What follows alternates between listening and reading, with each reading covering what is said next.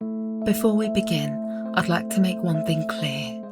Everything you are about to see is based on publicly available court evidence, police material, CCTV, witness accounts and reporting released following the criminal proceedings. This documentary has been created for educational and documentary purposes only. Unlike many reports that focus on just one part of this case, the police response, the body cam footage, or the trial, this documentary reconstructs the entire sequence of events, minute by minute. Viewer discretion is advised. Wednesday, 3rd December 2025, in Southampton. For 18-year-old Henry Nowak, it was supposed to be another ordinary university evening. Henry had recently left his home in Essex after becoming the first person in his family to attend university. He was studying finance, making new friends, and building the future that his parents had always hoped he would. That evening, he met his friends from university before heading into the city. CCTV captured him walking through Southampton exactly as thousands of students do every single week. Relaxed, laughing, completely unaware that these would become the final hours of his life.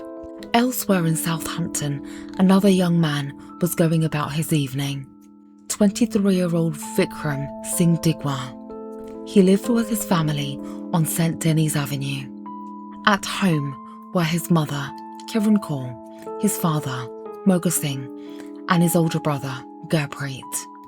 At this point, none of them knew that before the night was over, their names would become known across Britain. In the months and years before Henry's death, Vikrum had posted videos of himself practicing Gatka, the traditional Sikh martial art, to anyone watching online. They appeared to show someone passionate about martial arts and bladed weapons, but prosecutors would later argue that this interest extended far beyond religious practice. On that evening, 3rd of December, none of that yet was public knowledge. Back in the city, Henry's evening continued normally. He spent time with friends, visited the Hobbit pub, and later stopped at a local shop before beginning the short walk back to his accommodation. The route was familiar. Only a few streets remained before he would be home. At approximately 11:25 p.m, Henry reached Belmont Road. At almost the exact same time, Vikrum Digwa entered the same street.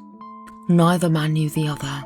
Within moments, their paths crossed. As they passed one another, Henry noticed something unusual. Vikrum appeared to be carrying a large bladed weapon. Concerned by what he was seeing, Henry took out his mobile phone and started recording. That decision would capture the opening moments of the confrontation. On the recording, Henry challenged Vikrum. Vikrum replied, "I am a bad man." Seconds later, the situation escalated dramatically. According to the evidence presented in court, Vikrum snatched Henry's phone from his hand. Henry tried to get his phone back. A brief struggle followed. During that struggle, Vikrum's turban came off. This would later become one of the most disputed aspects of the case. When police arrived, Vikrum claimed Henry had deliberately ripped off his turban during a racist attack. However, after hearing all the evidence, the trial judge rejected that version of events, concluding the turban came off during the physical struggle over the phone rather than as part of a racially motivated assault. Then, Vikrum reached beneath his clothing. He produced a knife with a blade measuring approximately 21 centimeters, around 8.3 inches long. Within moments, Henry was stabbed once, twice, again and again. 5 stab wounds in total. 1 pierced his heart. The injuries were catastrophic, but Henry was still alive. What happened next is something many people don't realise. Henry didn't immediately collapse when he was stabbed. Despite suffering devastating injuries, he fought to survive. Using every ounce of strength he had left, Henry tried to escape. Investigators established that he climbed over communal bins, scrambled over a fence, and landed on top of a parked car, before eventually collapsing outside a nearby property. His body was shutting down, but he was still desperately trying to get away. While Henry was fighting for his life, Vikrum did not leave the area. Instead, using Henry's own mobile phone, he filmed the aftermath. Rather than immediately calling for an ambulance, he first called his family. Among those who arrived were his mother, Kiran Kaur, his father, Moga Singh, and his older brother, Gurpreet Digwa. One of the most significant pieces of evidence in the trial came from Vikrum's own recording. Speaking in Punjabi, he can be heard instructing his mother, "Take this." The prosecution said he was referring to the knife that had just been used to stab Henry. Kiran Kaur took possession of the weapon before police reached Belmont Road. Investigators later recovered it from the family home. Her actions that night would ultimately lead to her conviction for assisting an offender. At the same time, Henry remained critically injured on the ground nearby. As members of the Digwa family gathered around the scene, Vikrum's brother Gurpreet picked up his phone and dialed 999. What he told the emergency operator would shape everything that happened over the next few minutes. It's emergency. Yeah, we just been attacked by someone racially. Yeah, Right. he just attacked it, took his assault. Sorry? Huh? Sorry, we just got attacked racially by some white person. Right, okay. Whereabouts are you? We're on Belmont Road. Just out in the street, are you? Sorry? You're just in the street? Yeah, literally, I just parked up my car to come home and he's attacked my brother. You're talking about verbally or physically? No, he physically attacked my brother. We're Sikhs, we wear a turban and he's just attacked my brother. Have any weapons been involved? No. No. Okay, Leave him 1 second. I'm calling the police. Leave him. But restrain him, please. What did he say to you? Oh, who do you think you are? I was look, you don't try to walk on. Then I go, he goes, oh, who do you think I'm about? I was like, oh, look, I'm about now. Gurpreet, what did he say? Was he racially abusive? The police need a report. Come here. Yeah, he was. So basically, he stumbled into my brother.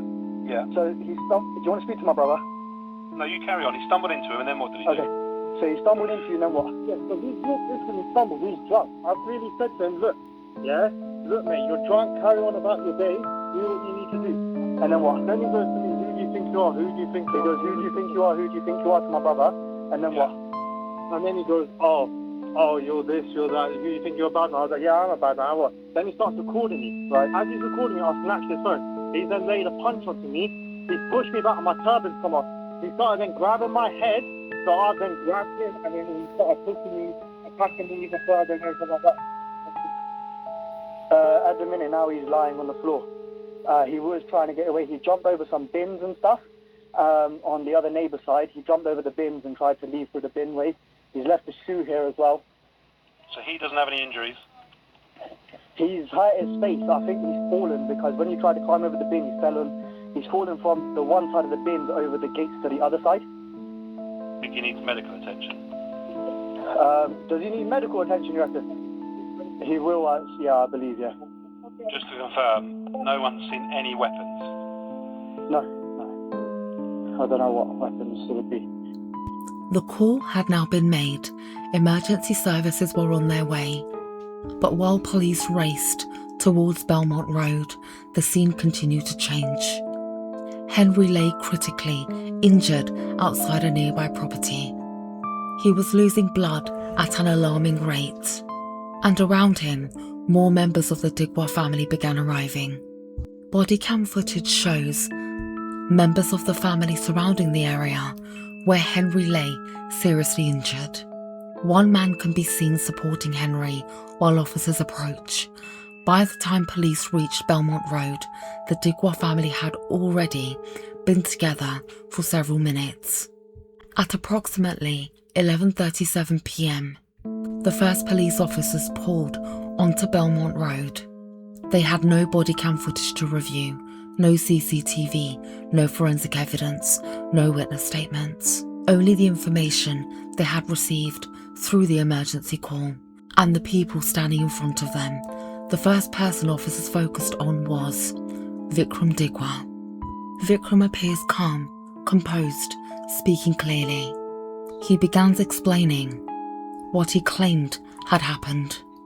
He told officers that Henry had approached him aggressively. He alleged Henry had racially abused him. He said Henry had grabbed his turban and ripped it from his head. He explained that he had been defending himself. And standing nearby, members of his family reinforced that account. Everyone present from the Digwa family was describing Vikrum as the victim. Meanwhile, Henry was barely able to speak. He was bleeding internally. His breathing had become laboured. Yet, despite his condition, he repeatedly tried to tell officers exactly what had happened. He said, "I've been stabbed." These words can be heard on body cam footage. One officer responded, "I don't think you have been stabbed, mate." At that moment, the officers still believed the version of events they had first been told. What happened next would later become one of the most criticised aspects of the entire investigation. Instead of immediately treating Henry as the victim, officers restrained him. They pulled him across the gravel, placed his hands behind his back, and secured him in handcuffs. As this was happening, Vikrum remained unrestrained nearby. Body cam footage captures him continuing to speak with officers while Henry lay only a few meters away. The contrast between how the two men were treated would later become a central issue raised by Henry's family, politicians, and the police watchdog. As officers continued speaking with Vikrum, Henry's condition deteriorated rapidly. He repeatedly gasped, "I can't breathe," again and again, 7 times in total. Only then, officers begin looking at him closely beneath his clothing. The full extent of his injuries became clear. Henry wasn't the aggressor, he was the victim. Handcuffs were removed. Officers immediately requested urgent medical assistance and began CPR alongside paramedics. But precious minutes had already passed. At one point, Vikrum complained that the flashing blue lights from the emergency vehicles were shining into his eyes. He asked officers if they could move. The contrast was striking, just meters away. Paramedics were attempting to save an 18-year-old's life. Meanwhile, the man who would later be convicted of Henry's murder was asking police officers to shield him from the flashing lights. Approximately 11:41 to 11:45 p.m, as more officers arrived, the investigation gathered pace. The area around Belmont Road was sealed off. Witnesses were identified. Officers began separating those present from one another. The Digwa family had all been at the scene before police arrived. Vikrum, his brother Gurpreet, his mother Kiran Kaur, and his father Moga Singh. Each family member would become increasingly important to the investigation that followed. Detectives would later establish that, before officers reached Belmont Road, Kiran Kaur had already removed the knife after Vikrum instructed her to do so in Punjabi. Meanwhile, his brother Gurpreet had made the 999 call, telling the emergency operator that there were no weapons involved and presenting Vikrum as the victim. Those actions would later become central to the prosecution's case. Now we are at 11:46 p.m. According to later investigations, it took around 8 minutes from officers first encountering Henry before the fatal stab wounds were fully identified. As detectives pieced together the information available at Belmont Road, their focus shifted dramatically. Vikrum Digwa was arrested on suspicion of murder. He was cautioned, searched, and taken into police custody. But detectives had no idea that some of the most incriminating evidence in the entire case was still to come, because inside the police transport van, Vikrum believed nobody was listening. He was wrong. At 12:37 a.m, despite the efforts of police officers and paramedics, Henry Nowak was pronounced dead at the scene. He was just 18 years old. For his family, their lives had been changed forever, but for detectives, the investigation was only just the beginning. Shortly after midnight, Belmont Road remained sealed off. Crime scene investigators photographed every inch of the road, blood staining, discarded clothing, mobile phones, CCTV opportunities. Every potential witness was identified, every movement was being reconstructed. Officers already knew one thing.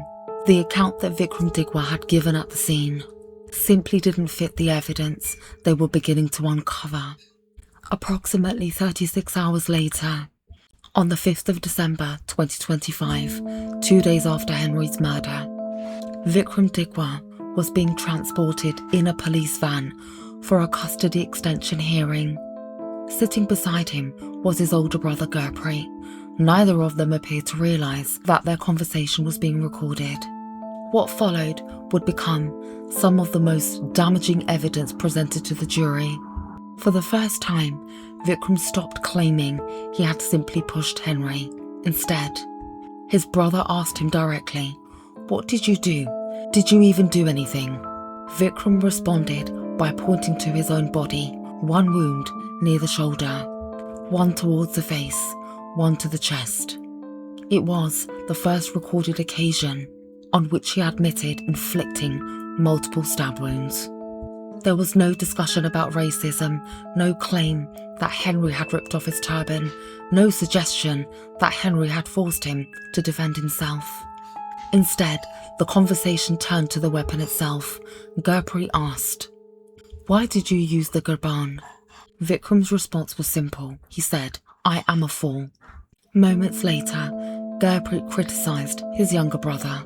He told him he should have simply pushed Henry away, or hit him, or beaten him up, anything except using a blade. Then came another admission. Quietly, Vikrum said, "It was my fault." Those 4 words stood in complete contrast he had told police on Belmont Road. The conversation continued. Gurpreet appeared concerned about how the weapon would be described, rather than referring to the larger blade that had been used. He advised Vikrum to call it a gurban when speaking to lawyers. The exchange would later be played in court. It became another piece of evidence suggesting the brothers were discussing how the incident should be presented after the killing. The brothers also spoke about their parents. Both knew their mother had become involved after the stabbing. By then, Kiran Kaur had already removed the murder weapon from Belmont Road after Vikram instructed her to take it away. As daylight broke over Southampton on Thursday, 4th of December 2025, detectives turned their attention away from Belmont Road and towards a quiet residential street just a few minutes away, St Denis Road. It was here that Vikrum Digwa lived with his family. Behind the front door, investigators hoped to recover the knife used to kill Henry Nowak. They had no idea they were about to uncover something much larger. Search teams examined every room inside the Digwa household. Cupboards were opened. Lofts and storage areas were searched. Every weapon had to be documented, photographed, measured, bagged as evidence. What officers found went far beyond a single knife. Inside the property, investigators found an extensive collection of bladed and offensive weapons. According to later charges, officers seized 37 swords, 3 machetes, 3 ninja swords, 2 flick or gravity knives, 8 knuckle dusters, an extendable baton, a weighted Japanese chain weapon, and later allegations relating to 3 push daggers. For detectives, this immediately raised new questions. Why were there so many weapons being kept inside one family home? Were they all lawful? Were they ceremonial? Were they training equipment? Or had criminal offences been committed? Those questions would later become the subject of entirely separate criminal proceedings.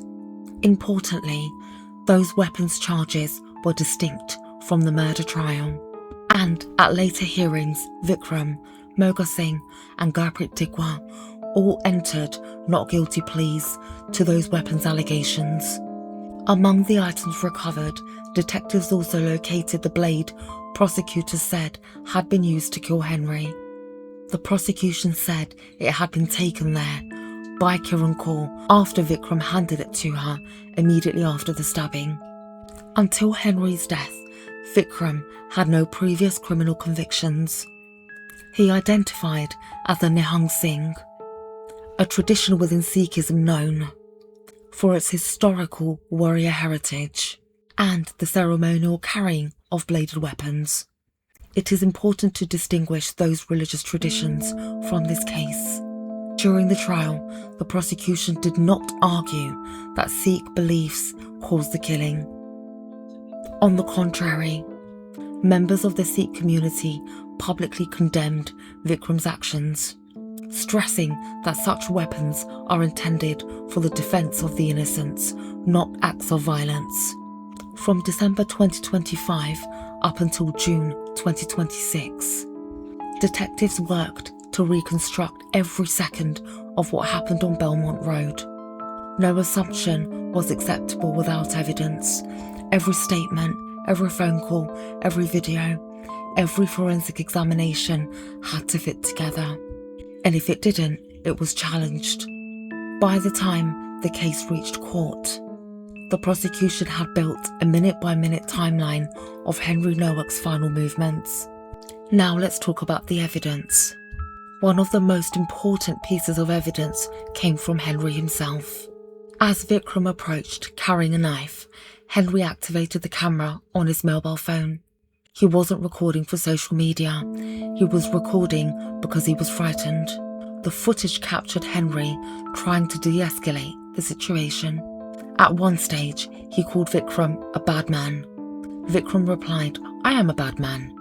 Those words, spoken only moments before the stabbing, would later be played to the jury. That recording also had captured something else. As Henry attempted to move away, Vikram grabbed at the phone. There was a brief struggle. During that struggle, Vikram's turban came away. This was significant because later, he would claim Henry had violently ripped it off his head during a racial attack. The prosecution argued that the phone footage showed something very different. The jury agreed. Detectives also secured CCTV from nearby cameras. When combined with Henry's phone, the footage allowed investigators to reconstruct the movements of both men before, during, and after the attack. It showed Henry attempting to move away. It showed Vikram following him. And it supported the prosecution's case that Henry was attempting to escape when he received the fatal injuries. Police body cam footage documented the chaotic aftermath. It captured officers initially accepting Vikram's account. Henry repeatedly telling police, "I've been stabbed." His arrest, the handcuffs, and the moment officers finally realised the severity of his injuries. The footage would later become some of the most scrutinised evidence in the case, not because it showed the stabbing, but because it showed what happened afterwards. Medical experts carried out a full post-mortem examination. Henry suffered 5 stab wounds. One wound penetrated his chest. It pierced his heart. Despite the efforts of paramedics, the injury was catastrophic. The pathologist concluded that Henry died from injuries caused by a sharp force trauma. Throughout the investigation, Vikram maintained he had acted in self-defense. The Crown disagreed. Prosecutors argued Henry was unarmed. They argued that he was attempting to leave, and they argued that the level of force used was grossly disproportionate. The evidence, they said, showed pursuit, not protection. June 2026 at Southampton Crown Court. Everything now rested with a jury. On one side of the courtroom sat Henry's family, on the other sat Vikrum Digwa. The 22-year-old admitted stabbing Henry, but he denied murder. His defense was simple. He claimed that he had acted in self-defense. Let's now examine what happened in the courtroom. Vikrum takes the witness stand. Vikrum told the jury he had acted in self-defense. He claimed Henry had confronted him. He alleged Henry had racially abused him. He said Henry had called him a racial slur. He also claimed Henry pulled off his turban, something he described as deeply offensive and humiliating. According to Vikrum, he believed he was under attack. He told jurors he feared for his own safety. The Crown did not dispute that Vikrum's turban came off. Instead, they challenged how it happened. Jurors had already watched Henry's mobile phone recording. The prosecution argued the footage showed the turban becoming dislodged during the struggle over Henry's mobile phone, not because Henry had launched a racist attack. They argued the recording simply did not support Vikrum's account. The prosecutors reminded jurors of something else. Henry had begun filming before he was stabbed. If Henry intended to attack Vikrum, why would he first take out his phone and start recording? The Crown argued that Henry's actions were consistent with someone trying to document a confrontation, not someone looking for violence. The prosecution then turned to medical evidence. Henry had been stabbed not once, but 5 times. The prosecutor suggested this level of force was entirely inconsistent with reasonable self-defense. The jury also heard evidence that Henry was unarmed. No weapon belonging to Henry was ever recovered. The prosecutor then returned to the covert police van recording. Jurors again heard Vikrum's own accounts of him saying, "It was my fault." The Crown suggested that private admission painted a very different picture from the account that he had given to police immediately after the stabbing. If he genuinely believed he had lawfully defended himself, why privately describe the killing as his own fault? Attention then turned to Vikrum Digwa's 999 call. Jurors heard how the operator had repeatedly been told that there were no weapons involved. Yet, Henry had already suffered fatal stab wounds. The prosecution argued that this false information delayed officers' understanding of what they were responding to. The prosecution also questioned what happened immediately after the stabbing. Evidence presented to the court showed Vikrum instructing his mother to take the knife. Rather than remaining at the scene, the weapon was removed before officers could recover it. The Crown argued that this was not the behaviour of someone who believed they had acted lawfully. Instead, they said it demonstrated an attempt to conceal evidence. As the trial progressed, the judge reminded jurors that it was their role to decide the facts. But after hearing the evidence, the allegation that Henry had carried out a racist attack before the stabbing was not accepted. Both sides now addressed the jury one final time. The prosecution said the evidence told one consistent story. Henry had tried to avoid violence. He had tried to record what was happening. He had attempted to escape. And he had been fatally stabbed. 12 jurors now faced the same question that had dominated the trial from the beginning. Was this murder or lawful self-defense? The jury left the courtroom to begin deliberations. As the jury returns, the courtroom falls silent. Henry's family are sat together. Across the room, Vikrum Digwa waited in the dock. The 4 persons stood. The clerk asked the question. The question was, on the charge of murder, how do you find the defendant? The answer was, guilty. When passing the sentence, the judge addressed Vikrum directly. Vikrum Digwa was sentenced to life imprisonment, with a minimum term set by the court before he can even be considered for parole. A life sentence does not guarantee release after the minimum term. It only means that the parole board can decide whether an offender can ever be safely released. Some prisoners serving life sentences remain in custody for the rest of their lives. The court also dealt with the actions of other members of the Digwa family. Vikrum's mother, Kiran Kaur, was convicted for assisting an offender after removing the knife following the stabbing. His brother, Gurpreet Digwa, faced separate proceedings arising from his conduct after the killing.